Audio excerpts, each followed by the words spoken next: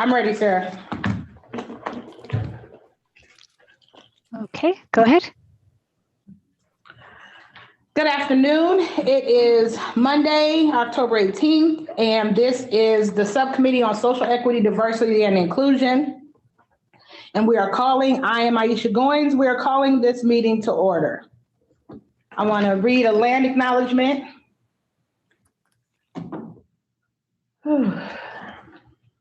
We wish to acknowledge and honor the indigenous communities of this region and recognize that we are situated on the traditional homelands of Nuwuvi, Southern Paiute people. We offer gratitude for the land itself, for those who have stored it and for generations, and for the opportunity to study, learn, and work and be in community with this land. We encourage everyone in this space to engage and continue learning about the indigenous people who work and live on this land since time, including the Las Vegas Paiute tribe and the Mawapa Band of Paiutes, and about the historical and present realities of colonialism. I'm going to do roll call. Member Ogden. Present. We know this. Member Ullman. Oh, present. Member Scott. Present. Member Harris is absent. Chair is here. I want to open the floor for public comment. We're going to ask you to come to the mic. Please limit your comments to 2 minutes. State your name. You can come to the podium here and if you have public comment. Yes, sir. Public comment.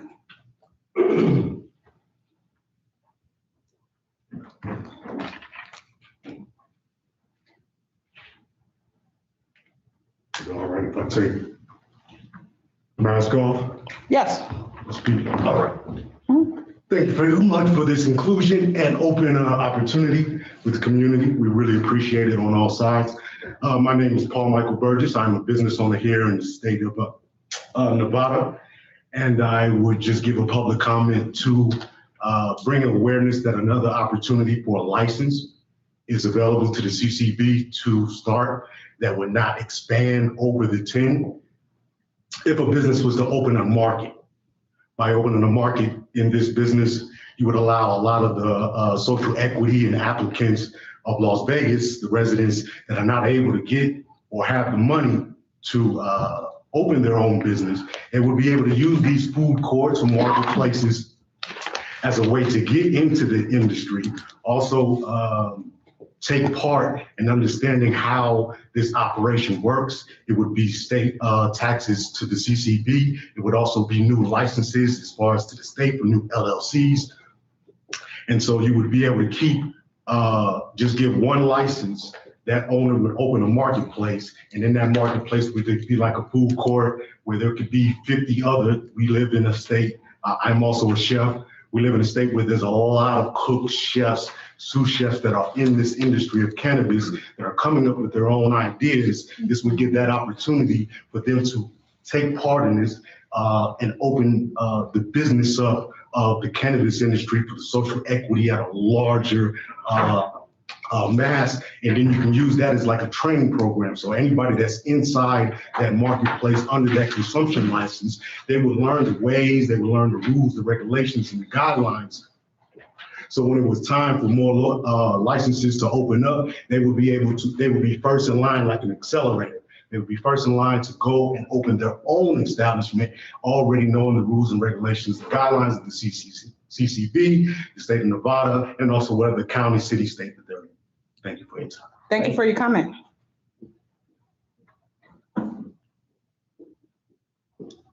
This is the time for public comment. If there are no other public comments, I'm gonna move to approval. Item 2, approval for, if I put my glasses on, I can read it. Oh, there's the word. Approval of recommendation for the Cannabis Advisory Commission.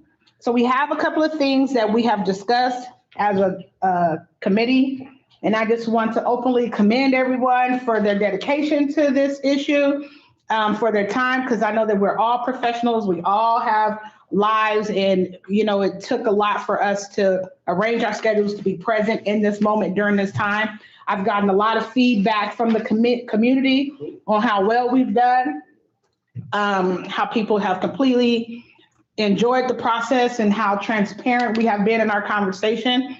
So I thank all the members for their time. And so what we're going to do today is just kind of review the things that we've discussed, put it to a vote. And this is more of a still an internal vote, because what we're saying is we like these things, and we're going to ask the Cannabis Advisory Commission to move these forward to the Cannabis Compliance Board.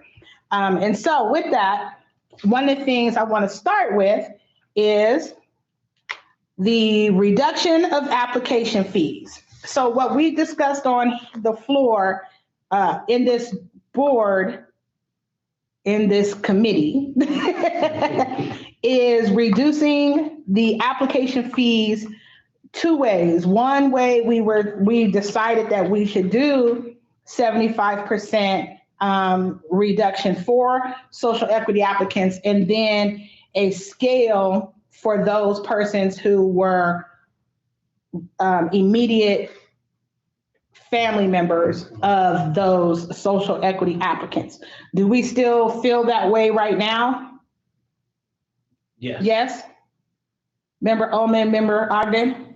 Yes. We are in agreement on that? Okay, great. So Yes. we will move that forward. So our suggestion is from this committee is that 75% should be reduced for social equity applicants and 50% for those immediate family members.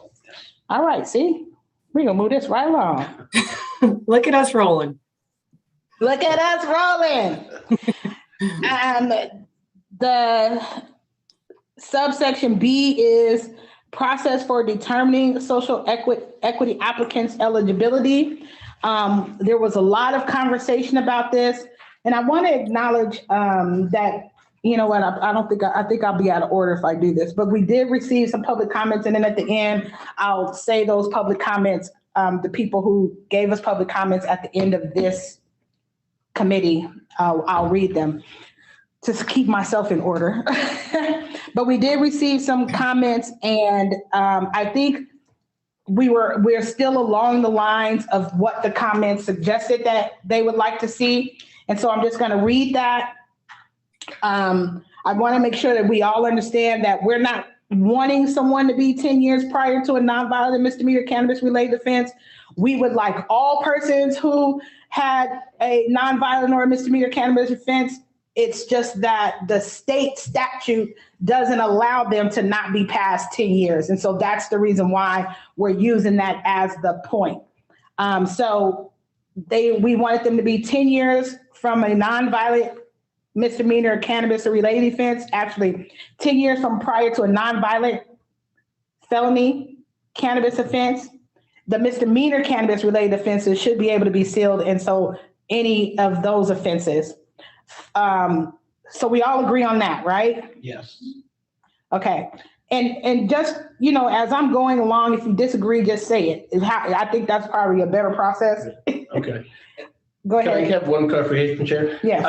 Did we ever determine whether or not the persons who had the offenses should have either had their record sealed or have gone through the expungement process? Had we made that determination? We didn't, and I think we left it open because ultimately, according to this state, it should be. Okay. Because most of these persons were supposed to be pardoned by the governor. Oh, so okay. the pardon should already be on the record. Gotcha. Okay. However, the unfortunate part about that is even though it's pardoned, you would still have to have it sealed not to be seen. But if the governor pardons you, that should make you okay for the state. It should be. The other thing is 5 years resident in a zip code with 75% of the children participating in the federal free lunch program, current high risk area, and or 20% of the persons receive SNAP. Do we still agree with that? Yes. Yes? Okay. Oh, Yay! And one of the other ones was, okay, so social equity application, residency requirements. I guess I should stick to the line here. The residency we said is the zip codes identified as disproportionately affected by past cannabis laws or high arrest. They needed to be 5 years in one of those residents. Is that correct? Yes. Yes, all right.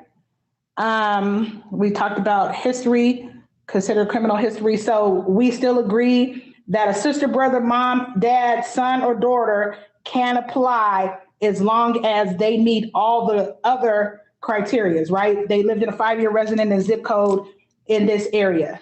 Yes. We still agree on that? Yes. Yes. Yeah. All right. I got to hear you because I can't just move, you know. The minimum profit for a social equity applicant is 51%. We agree on that? That's where Ownership? we have the issue. Yes. Yes, 51% ownership. Yes. Go ahead, member. I was just going to say, again, you know, we talked about the fact that these are going to be private agreements between these two persons or this person in this group. Whether or not we'll be able to dictate to the persons who are putting forth maybe the majority of the money, the profit allocation, that's going to be a little harder. And I think you'll get groups that may shy away from partnering with these social equity applicants, because if they don't think that they have the ability to come up with a fair allocation of profits, it's not going to work for them. So I think we're going to really have some issue with people considering that these agreements should be private and they should be able to reach their own profit settlements. I agree, but what we're discussing specifically is the LLC itself. And so if that social equity applicant is applying, what we're saying is the owner on that, no matter if it's 3, 4, or 5, it needs to be 51% of those persons are social equity applicants. Right. Oh, I thought we were talking about I thought we were talking about the profit participation. No, you know what? I'm talking about not profit. Oh, yes. Ownership. Yes. 51%. I agree with Yes. that. I thought we were talking about profit. I'm sorry. My apologies. And I probably said that. I didn't mean to say that. Okay. Yeah. So 51% ownership percentage. Yes. And I agree with that. Correct. We all agree with that? Yes. Chair Goings, I had a quick question going back. For clarification, does the applicant have to meet all 3 requirements, or is it 2 out of 3, or is it just 1, as far as have a nonviolent cannabis related charge, live in one of the zip codes, and be a 5-year resident? So they have to have been a 5-year resident, period. Right. I know that. Yes. Okay. And then after that, they would only have to meet one of those criteria. Okay. That's what I thought. Just wanted to clarify. Thank you. And thank you for that clarification. So minimum profit participation. And this is to what Member Scott is discussing. We decided as a group that we didn't want to get involved in the ownership management agreements. However, what I did say is I still think there is a space to require having that agreement be a part of the application process. Yes. I do think that those agreements should be reviewed. I don't want to nickel and dime that, but I do think that those management agreements should be reviewed by the CCB just to keep people on board, above board. Go ahead. Chair, the only issue, I don't know if would those agreements be in place prior to the time that the person was established as being a social equity applicant, or that was a successful social equity applicant to get one of the spots. I don't know how far in advance someone would be willing to have this agreement. So it may not be a full-fledged written agreement. Maybe they have some kind of understanding, or there's some kind of letter of memorandum of understanding, or something that if you are a successful social equity applicant, I'd be willing to partner with you for X amount of dollars. So I don't know if we get a full agreement until somebody knows that this person is going to be a successful applicant. And I agree with you, but I think as a part of the application process, we should require at minimum an MOU. Yeah, I agree. So do you guys all agree with that? Yeah, I see what you're saying, Member Scott. Like if they set up agreements after the fact, after getting the initial license, some will already have those investors and venture capitalists that they could definitely say, here's how we're operating. But I do think that is just another checks and balances to make sure that, you know, people are operating well and, you know, no one's getting the short end of the stick. And maybe that's on the applicant to, you know, after everything's said and done, submit that so that they have all their I's dotted and T's crossed. Yep, I agree. Yeah, I agree. I definitely want the MOU at minimum before the application is, you know, completed. Because I want the CCB to know. I think that's in full transparency. We want them to know. Go ahead, Member Ogden. Sorry, Chair, but a lot of them, instead of an MOU, they'll use a operating agreement on the back end. So wording. Well, I guess, and Chair, I guess what I'm saying is that we just need something to prove that they have some type of relationship with somebody else that's going to be. Yeah, I don't disagree. I'm using, so I could say, here's how we get, here's how we get caught up in how people manipulate, right? If I say MOU, then they'll do an operation agreement. If I say operation agreement, then they'll do an MOU. Do you know what I mean? Yeah. So what I would say is we need to have something in writing for any agreements regarding that social equity applicant and a second person, second party. How's that? Yeah, if they're going to have a second party. If they're going to have a second party. There could be equity applicants that on their own could do this. Yes, no, absolutely. Yes, okay, I agree. So if there is a second party, we want that. And I think that the SC applicant should have to sign an affidavit too if they're not going to have a person, because this way we're keeping everyone above board. So that's what I'm going to suggest. We want a written agreement. If there is a second party, third party, whatever, we want that in writing as part of the application, or we want an affidavit saying that the social equity applicant is not, you know, is not interested in having a second party as a partner. And in this way, anything that happens, the CCB is involved in, and where, you know, there's a transparent process. Yes. And Chair, I would go even further to note at the bottom, normally when the city does our applications, it says at the bottom that all the information provided was true and correct. And so just so that they can have some, you know, some skin in the game that they are telling the truth. Absolutely. There are penalties associated with not doing that. Absolutely. I agree with you, Member Scott, and I do know that the application does say that. Right. But what we're specifically talking about is, because that's a gray area, we're specifically saying this social equity applicant is reaching out to get partnership to complete this. We want to know, because I think there should be there will be a vetting out process, but the CCB definitely should be fully engaged in that. I agree. Do we all agree with that? Yes. Yes. Yes. All right. Yes. Moving right along. So that's the profit participation. I'm not saying what the number has to be, just saying it needs to be in writing if there is. We still agree. Go ahead, Member Ogden. I'm okay. I was just agreeing with you. Okay. Sub item D, prohibition on application stacking. I want to be very clear what I'm saying right now. I realize that this isn't a conversation about people can't partner to be in the application process.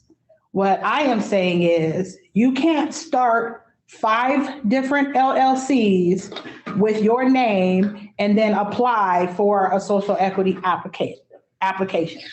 That we do not want. We want a fair, transparent process. And in doing that, we want to make sure that everyone gets the one opportunity that they should get to be a part of this process. So do we agree that we do not want application stacking? I agree. Everyone agrees? I have a question, Chair Goins. Will we allow social equity applicants to apply for both pools? I am only talking about the social equity application. If a person wants to be part of the independent licensing, I don't think there's any anything to prohibit them from doing that. We're specifically talking about the SE components of it. Mm-hmm. Yes. I don't know. I just wasn't sure if we ever clarified that if a social equity applicant could actually apply for both pools and they would be the only applicant to be able to do that because they would technically qualify for both possibly. Just not sure if we ever solidified that. So if we're talking about that, then we'd have to say that, I would say no. I'm gonna say no. And the reason why, we can all decide that. The reason why I'm gonna say no is because I imagine that the CCB process is you put in an application, and then when you put the application in, they're saying, this is SC, this is independent. This is SC, this is independent. I was thinking, I thought they could, Chair, and I understand your rationale, but they'd be paying full price for the other application that's non-refundable, 75% for the one that's the social equity applicant. But that's stacking. Is it really? Because they're not having a separate application process for social equity applicants. Right. There's one process, and let's just say there's a pass-fail for all applicants. Mm-hmm. You're going through the process and you're saying, this is an independent, this is an independent. They checked social equity, this is a social equity, this is an independent. So they need to choose whether they're going to be social equity or independent. And then, Chair, with regard to that, the entities that may be behind these social equity applicants, do they just have the one shot? Are they only married to that one social equity applicant? They couldn't sponsor a number of them? Or how would we do that? That's a great question. because I'm thinking, if you're not a successful social equity applicant and she is, I can go with you or her or him, or you know what I mean? So it's not, maybe it's not stacking for the people that are going to be the people behind the social equity applicant. So we may not want to touch that, but it just seems like if you have a group that's willing to sponsor several social equity applicants, that's stacking with regard to them, but not as to the applicants themselves. Right. Yeah, not as the applicant. Yeah. So, and again, somebody who has the money would probably want to hedge their bets and go behind several people. So we might find that. Yeah, I'm sure, but the applicant itself would still be independent applicant. Correct. Yeah. Okay, gotcha. So I don't think the process allows, if we be fair across the board, right? Go ahead. Well, and what I was going to say is if we did consider that, it would increase the probability of having a more diverse applicant pool, which we definitely want to increase the business owners that have licenses, and have more diversity all around.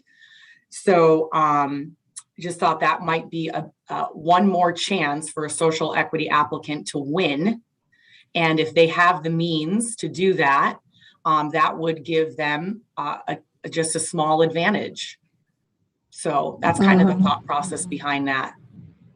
But no, and I hear you.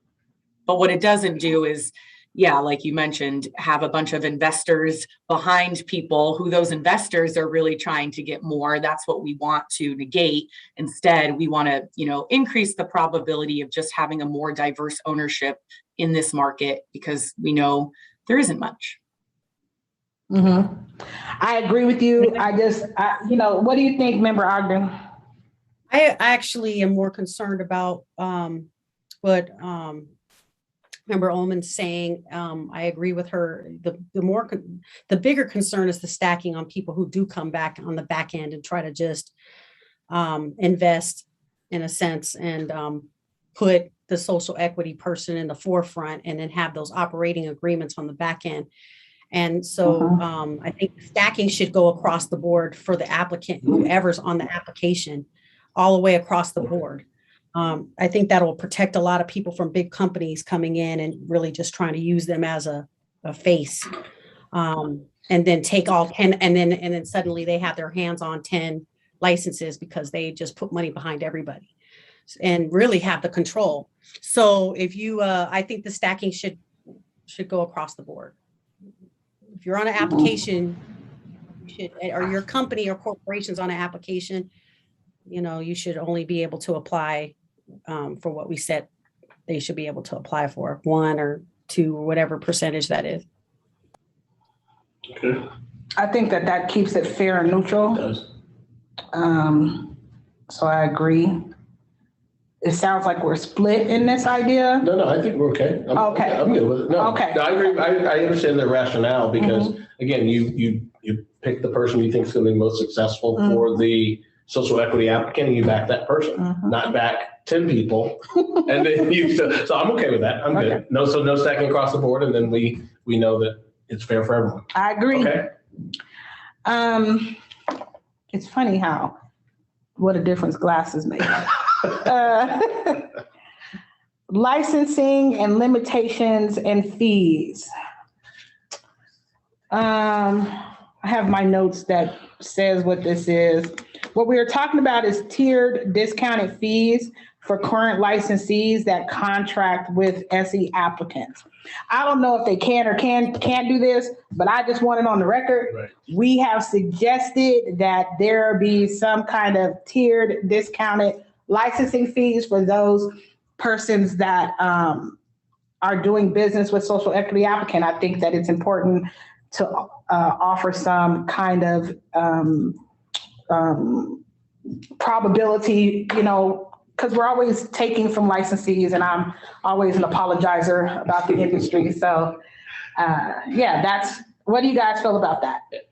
Chair, would that only be at the state level or the local level? Because I asked this question, and Darcy would, Darcy, so she's our business licensing officer. Because we use some of these fees to enforce the laws and the rules, we have to, we have employees that are going out, and some of those costs we need to recoup. So is that only licensing reductions at the state level and let the locals make a determination as to whether or not they would like to do that? It's absolutely only at the state level because we are representing the governor's board right I now. understand that. But what I will say is, I don't even know if the CCB could do it.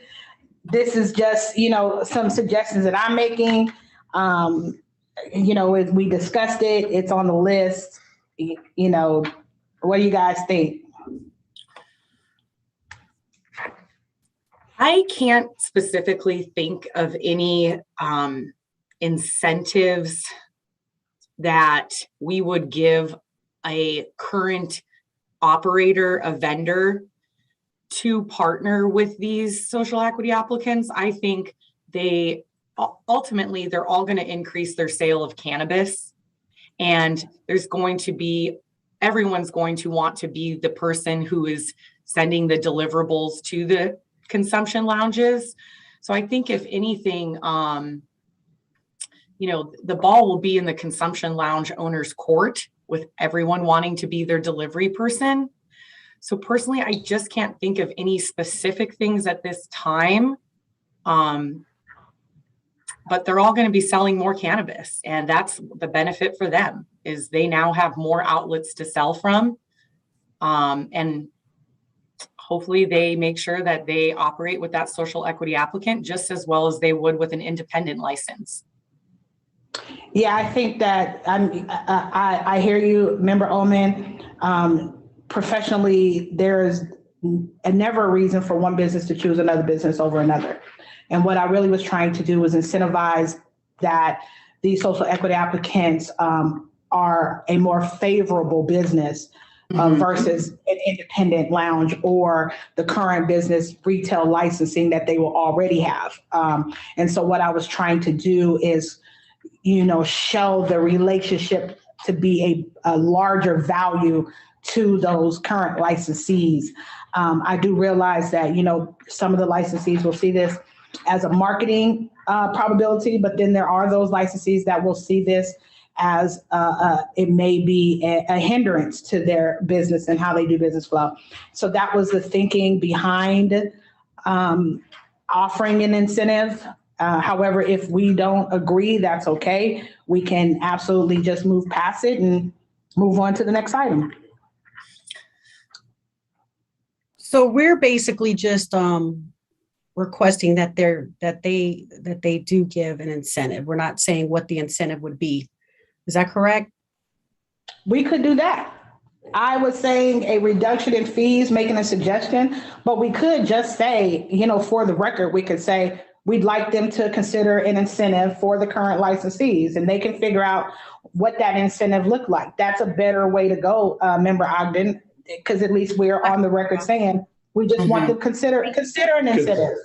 Yeah. And I would agree with you on, I think that there should be consideration, because like you said, I mean, and Member Ullman, I understand what she's saying. In a perfect world, that would be ideal, and you're right. That's how it should be. But unfortunately, there is bias out there. And that's what we're trying to avoid, because we have minority cannabis growers right now that can't get contracts and things like that. So in the industry, we know how that works, unfortunately. So if I would agree that there should be some incentive, even if it's a small incentive, something for people to utilize social equity operators if possible. Mm-hmm.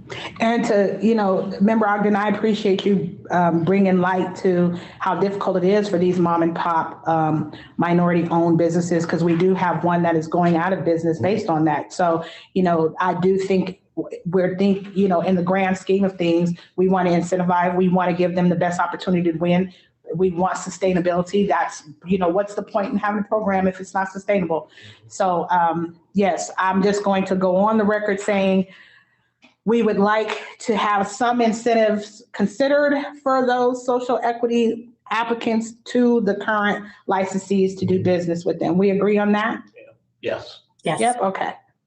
It's almost like, Chair, it's almost like the incentive they gave for medical versus recreational. Absolutely. They reduce it a little if it's medical versus recreational. So I would agree with that. Yeah. Yeah. And there's also incentives when big corporations do RFPs to minority owned and women owned businesses. They get incentives and tax breaks. It's the same idealism.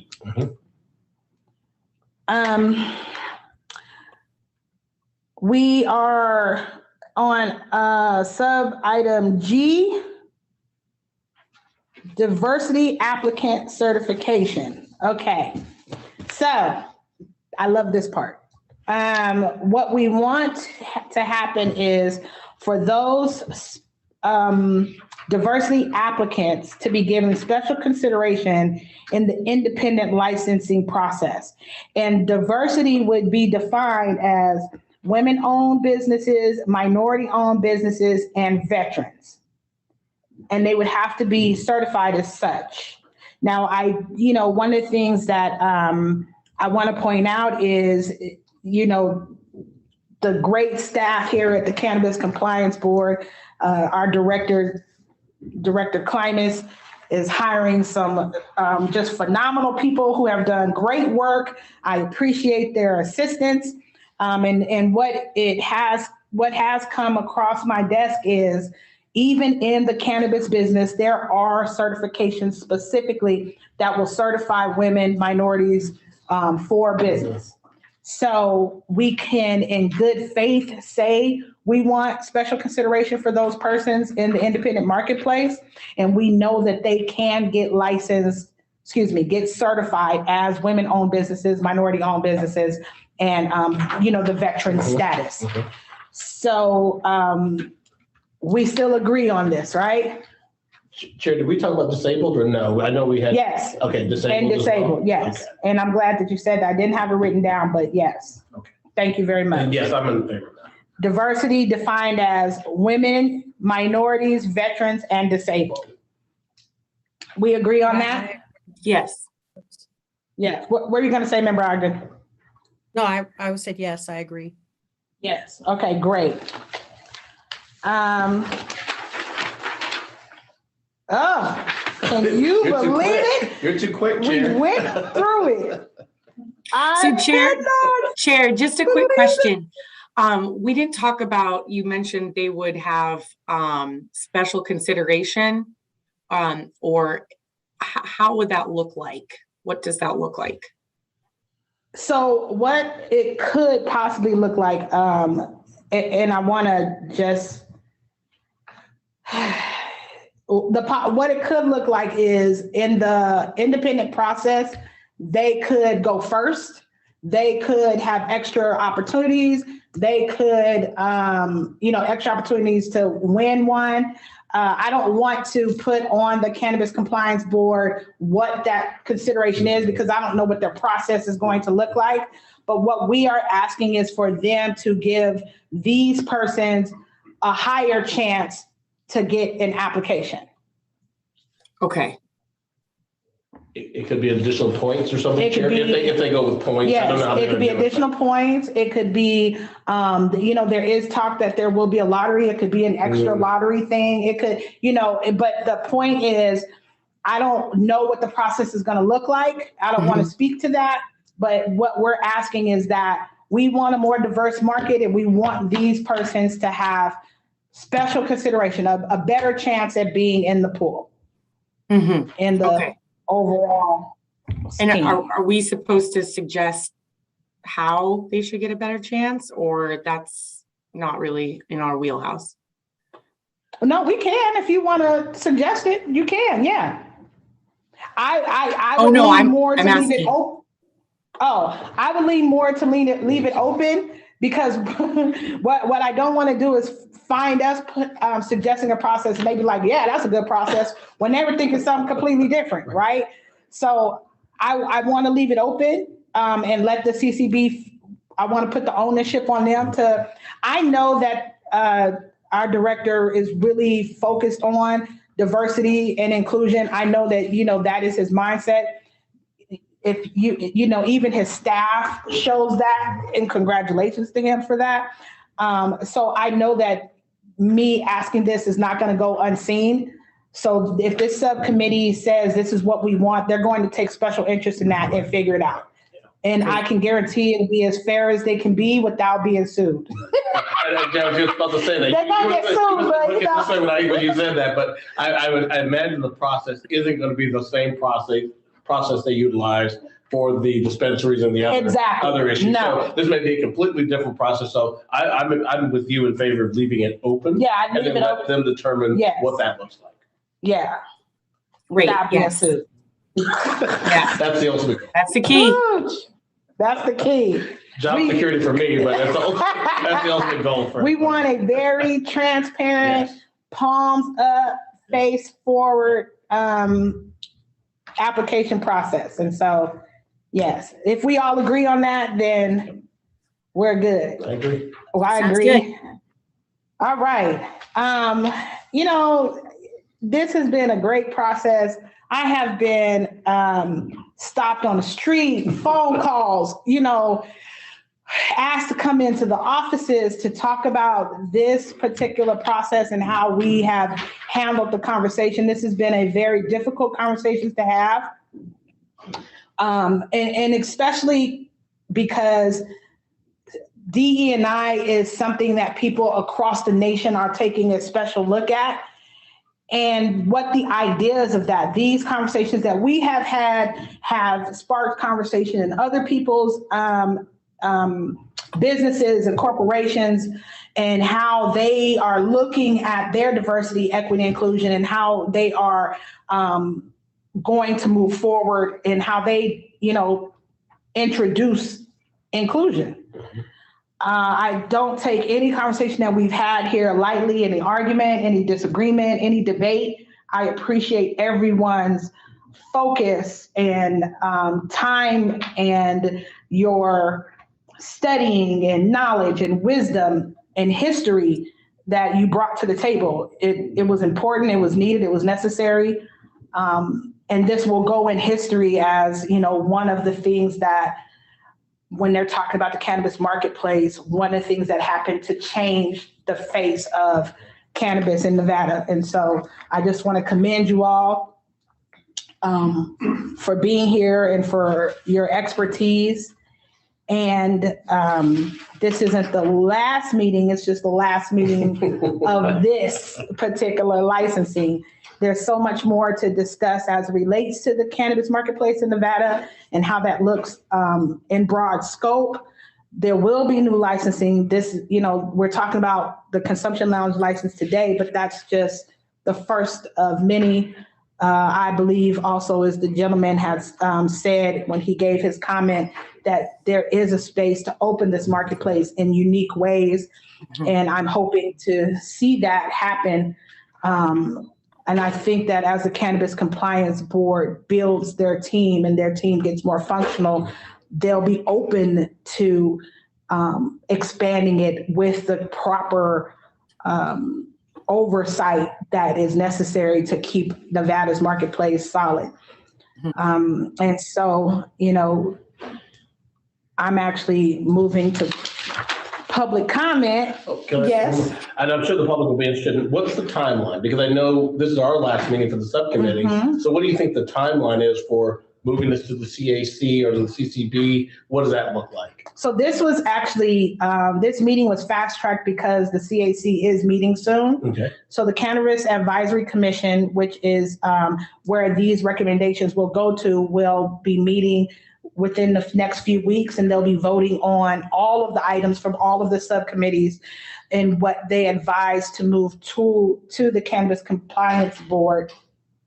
And then I know that, we're all reading articles, and I read an article that said that, they're looking to have licensing be made available by spring, and that's even, I think people believe that that's not fast enough, but regulations take time, and making sure that you have the proper staffing takes time. And when we're talking about all the things that have to happen, this consumption lounge, it's as new to the state. It's as new to the CCB as it is to the state. They're going to be required to put it together and flow it out and make sure that everyone is compliant, just like the person's putting the buildings together. We want to make sure that this, Nevada stays one of the leading marketplaces, just a little more diverse. Yes. A little more equitable, and a little more inclusion. But so that would be the next process. They're going to put CAC will meet, CCB will finalize the regulations, and then I believe that they're going to allow retail licenses first, and then independent and social equity applicants thereafter. And then so after that process, the locals then will have to put their rules and regs together. Yes. Well, I was hoping y'all was working on that now. Well, we already passed, the city of Las Vegas at least passed their cannabis consumption lounge ordinance in 2019. And the legislature said, hold on, we want to take a more regional approach. But then those entities will still have to vote on these rules in their own independent, they'll have to write them. So it'll be a little bit of time. So, okay. But we're ahead of the game. Thank you, Chair. Any other questions from the board for the members? No. No. All right. I've already talked about future meetings, so we're moving on to item 4, and I want to acknowledge some public comments. So we're moving into public comment. And during this time, if you have a public comment, we're going to ask that you come make your way here. We'll allow 2 minutes for you to make your public comment, state your name. I will, at your 30-second mark, I will tell you that you're getting to your 30-second mark. Please take that time to make your final comments. I do want to read so we received a public comment via email from Minorities for Medical Marijuana. It was like 6 pages. Oh, So I just want to acknowledge that we received the comment, and I appreciate the information. It was very informative. Everyone got the public comments, right? I got a Yes. was it a small sampling of it, or was that the entire comment? That was the entire comment. I thought it was only 1 page. No, there was I'll make sure that Sarah gets it. And then we'll put it in the record. Yes. Okay, thank you. I think Sarah's already put it to record. Oh, okay. Yeah, but I'll make sure that you get a copy. Thank you, Chair. And then we received public comment from Paul Michael Burgess, and I'm going to read it for the record. Thank you for taking my public comment today and for an open and inclusive process. Residency requirement comments: a social equity applicant must have lived 5 years in Nevada within the last 10 years. This would target the social equity citizens, business owners that have invested in Nevada early. It would prevent companies with big money from traveling the state to get into social equity programs.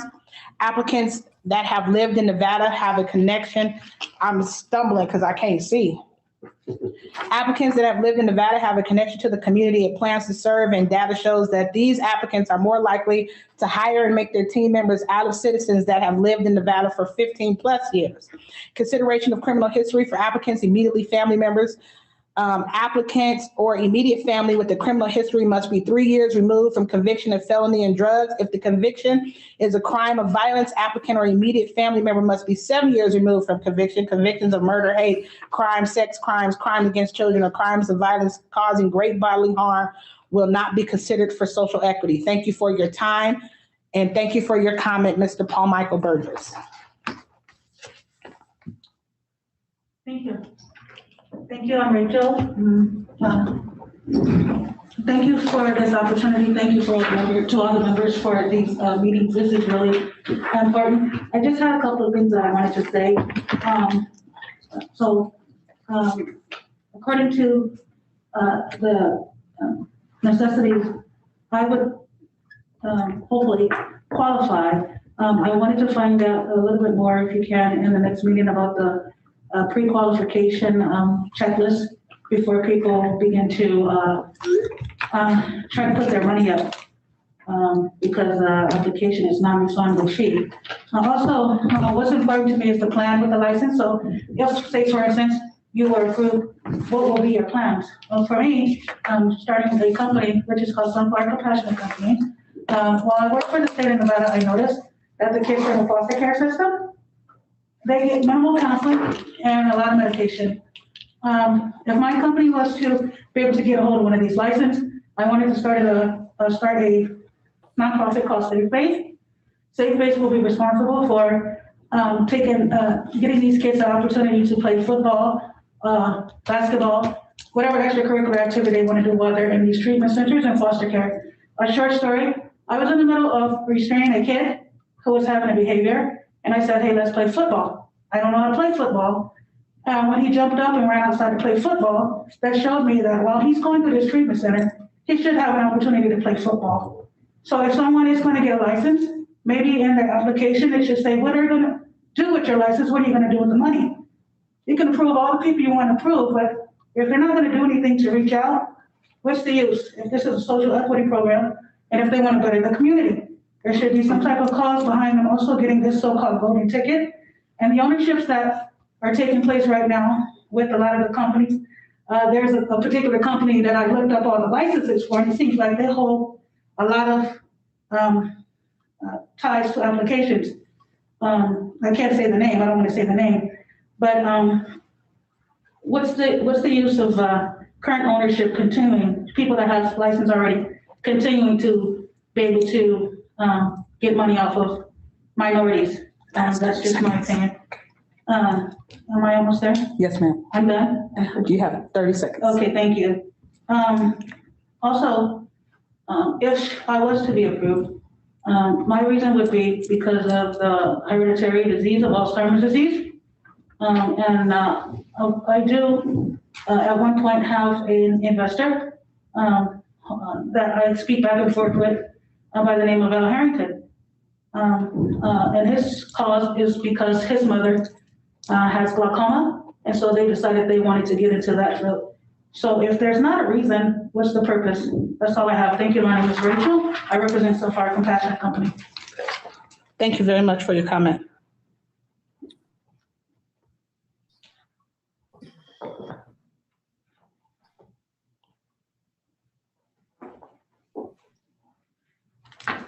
Hello, my name is Katrina Saunders, for the record. I've been a longtime patient advocate and victim of the drug war at a state level and a federal level. I've worked with Aisha at CEIC. I've worked with Last Prisoners Project, Americans for Safe Access.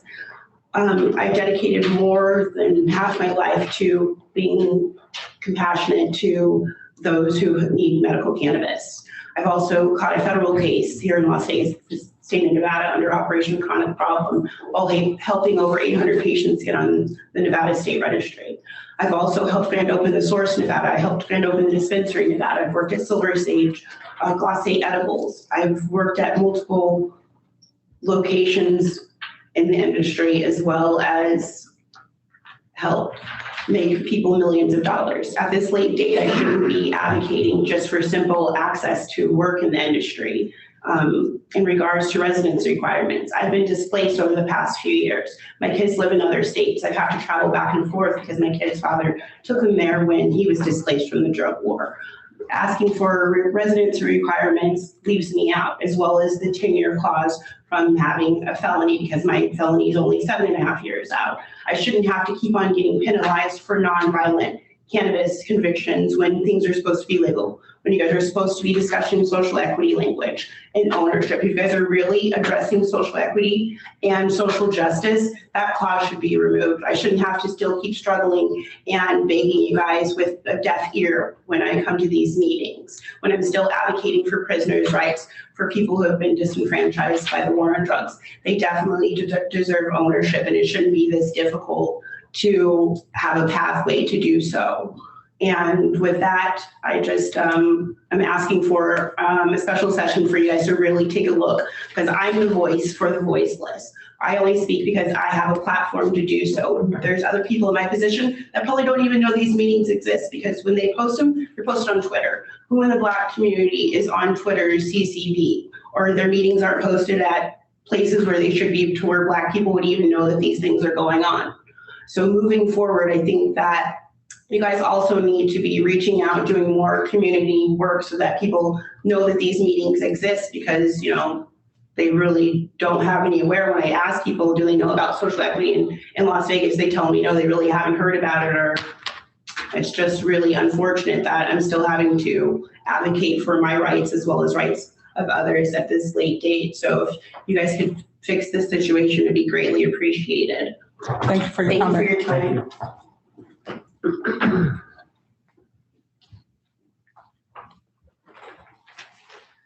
Hello, thank you for having this meeting.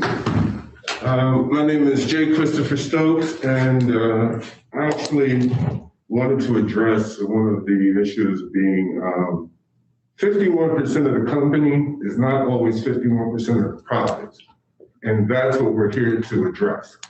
So stacking, no stacking, kind of stacking, maybe stacking, unless we're stacking the profits, you're just putting a different face on a different issue. Now, the 5-year residency rule, I went to Rancho High School and it faced the other way, and I lived back and forth, but 5 years seems to be, you know, a little restrictive. I'm 53 years old, so I've lived in Las Vegas off and on over the past 40 years. So I would say that is kind of restrictive. And then please address that 51% of the company through operating agreements and backdoor deals does not equal 51% of the profit. Thank you very much. Thank you for your comment.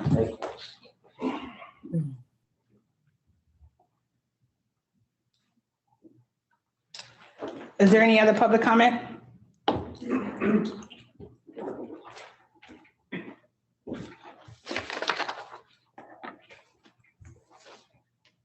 I'll just take this opportunity for my public comment to help out some of the social equity. So if you have a business in Nevada and you're a farmer, this will be the perfect opportunity for those farmers to directly work with the social equity businesses. If they're going to be a situation where you're having them supply, they have a farm, they'll come up with certain businesses ways to supply the social equity. That way you can come up with a system to where they're both the farm and the social equity is getting a bonus out of it. They'll be able to sell their product. Here's a place for them to be able to sell the product. As a business owner, they should come up with ways to make that connection that will benefit both the social equity and the Black farmers, and it would also benefit the social equity applicants that are winners for the licenses. I had another comment.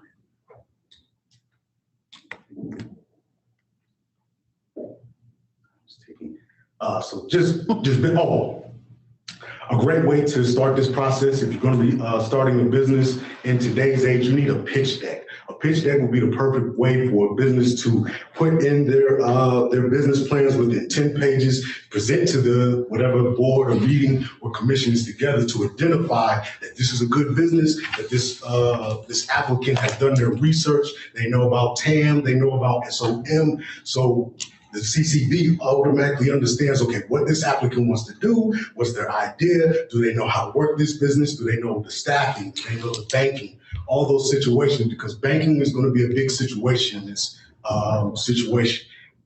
Money having first, but also what type of business or consumption lines are you running, knowing that you can't put this money, you can't transactions on credit cards because it's still illegal federally. So there has to be an understanding in the system that they're going to know have to be directly working with the banks.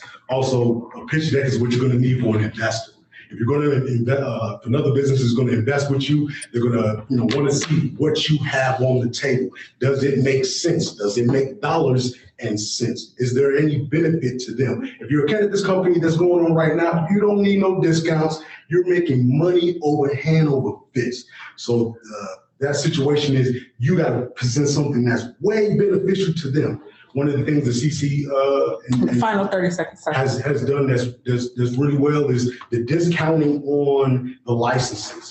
In the VC world and the hedge fund world, this discount on the license, the license over here is $100,000 and the social equity license is $10,000. In the VC world, that's $100,000 because you 10x that.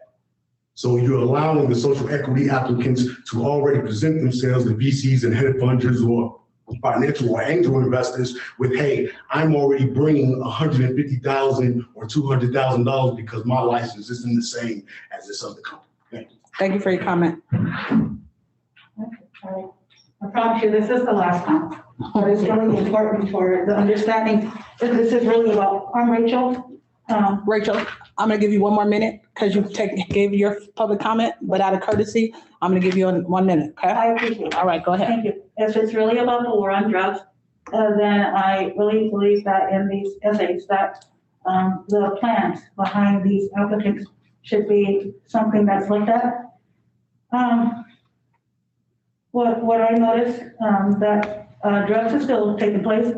And so if the application or the applicant could be able to give back to a program, especially specifically for people that are getting out of prison, should have a mandatory counseling.